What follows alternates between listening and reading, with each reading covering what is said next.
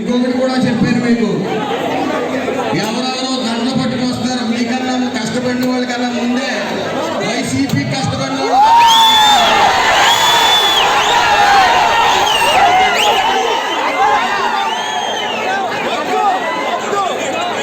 YCP వాళ్ళు దండేసి వెళ్ళిపోతారు తప్ప ఏ పని చేయను.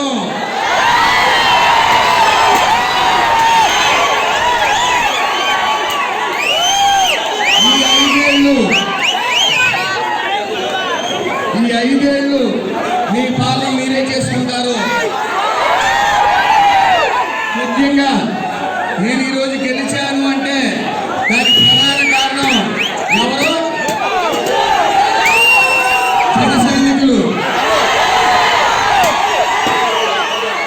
జనసేన నిన్న చూశాను, నిన్న అందరు సైనికులు నిన్న విజయోత్సవ ర్యాలీలో జన సైనికులు ఎంజాయ్ చేస్తూ ఎవరిని ఇబ్బంది పెట్టకుండా 3 గంటల వరకు ఉన్నారు. అలాగే తెలుగుదేశం కార్యకర్తలు, బీజేపీ కార్యకర్తలు కూడా. ముఖ్యంగా సైలెన్స్ నింపి విపరీతమైన అలవాటు చేసే జన సైనికుల్లో క్రమశిక్షణ చూశాను ఈ యాక్షన్లో. అలాగే తెలుగుదేశం కార్యకర్తలు కూడా తీవ్ర స్థాయిలో కష్టపడ్డారు. బీజేపీ కూడా. మీ అందరికీ కూడా పేరు పేరున నా పాదాభి నమస్కారం. ముఖ్యంగా వైసీపీ కార్యకర్తలు ఉన్నారంటే కొంతమంది వైసీపీ కార్యకర్తలు ఉన్నారంటే మీకన్నా ముందంజలో ఉంటారు, దండెట్టుకుని మీకన్నా ముందే ఫ్లెక్స్ వేస్తూ ఉంటారు.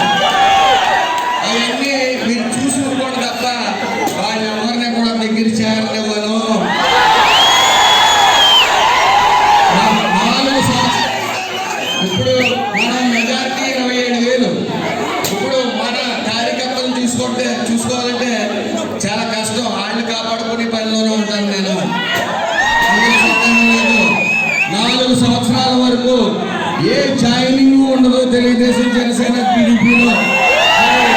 చంద్రశేఖర్ గారు సమీక్షలో చెప్తూ ఉన్నాను. అలాగే జనసేన ఇన్ఛార్జ్ చంద్రశేఖర్ గారు కానీ, అలాగే మన దొరబాబు గారు కానీ, సీని గారు కానీ, రేవసీని గారు కానీ, ఇలాగా అత్యంత చాలా మంది పేర్లు ఉన్నాయి.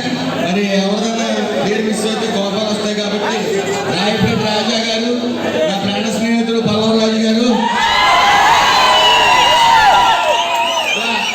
పెద్దలు ప్రతి ఒక్కరికి కూడా పేరు పేరున నా నమస్కారాలు, నా ధన్యవాదాలు కూడా. మరి ముఖ్యంగా నియోజకవర్గాల విషయంకి వస్తే ద్రాక్ష రమాకుల్లో అవినీతి జరిగింది. ఆ అవినీతికి కింగ్ చెల్లుకూరు వేణుగోపాలకృష్ణ గారి స్నేహితుడు.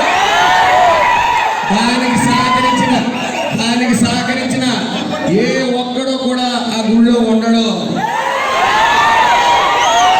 అలాగే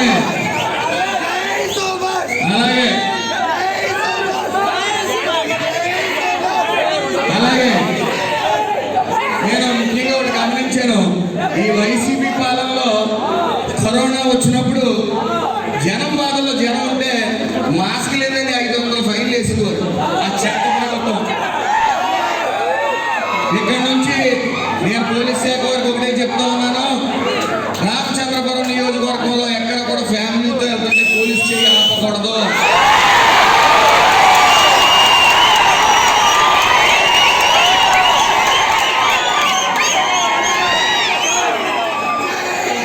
లేడీస్ వెళ్తున్నప్పుడు పోలీస్ చేయి అడ్డుపడకూడదు. అలాగే యువత కూడా చెప్తా ఉన్నాను, ట్రిపుల్ రైడింగ్ అలాగే బైక్ రైసింగ్ కూడా ఉపేక్షించడం, అలాంటివి వద్దు. ప్రాణాలకు మొన్నే నేను ఇక్కడికి వచ్చిన తర్వాత ఒక కుర్రోడు అతివేగంగా వెళ్ళి బుద్ధి చనిపోయాడు, నేను ఇక్కడ ఉండగానే క్యాన్వాసింగ్ జరుగుతున్నప్పుడు. కాబట్టి దయచేసి యువత కూడా ఎంజాయ్ చేయడానికి కొన్ని హద్దులు ఉంటాయి. మరీ ముఖ్యంగా నాకు 120 పేర్లు ఈ గంజాయి అమ్ముతున్న వాళ్ళ లిస్ట్ నా దగ్గర ఉంది. నేను ఢిల్లీకి వెళ్తాను. వచ్చేలోగా అంటే ఈ నెలాఖరులోగా గంజాయి అమ్ముతున్న ప్రతి ఒక్కడికి నేను చెప్తున్నాను, దుకాణం సర్దేయండి. సర్దకపోతే నేను సర్దిస్తాను. అదేవిధంగా నేను ఒకటి చెప్పాను మీ అందరికీ, వైసీపీ కార్యకర్తలకి క్రమశిక్షణ అవసరం. అందులో నేను ఇచ్చిన వారికి నిలబడి ఉంటాను. క్రమశిక్షణ కొంతమంది చాలా మంది అవసరం. మరి ముఖ్యంగా మీరందరూ గమనించవలసింది ఒకటి ఉంది. పిల్లి రాంబాబు అని ఎర్రపోతవారం చెందిన ఒక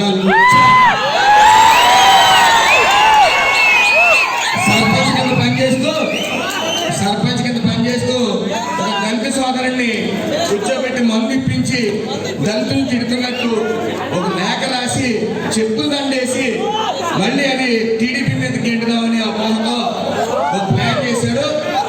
ఆ రోజు గ్రహించి వాళ్ళని తీసుకెళ్లి ఒక ఊసలు లెక్కెడతా ఉన్నాడు. అలాంటి వాళ్ళందరినీ కూడా, అలాంటి వైసీపీ నాయకులందరికీ కూడా ఒకటే చెప్తాను, ఇలాంటి కులాల మధ్య కుంపుడెడితే ఖచ్చితంగా మీరు గ్రామ బహిష్కరణకు గురవుతారు. ఆ విషయంలో ఆ సీఏ గారు కానీ డిఎస్పీ గారు కానీ వెంటనే ఆ కేసును ఛేదించినందుకు వాళ్ళు ప్రత్యేక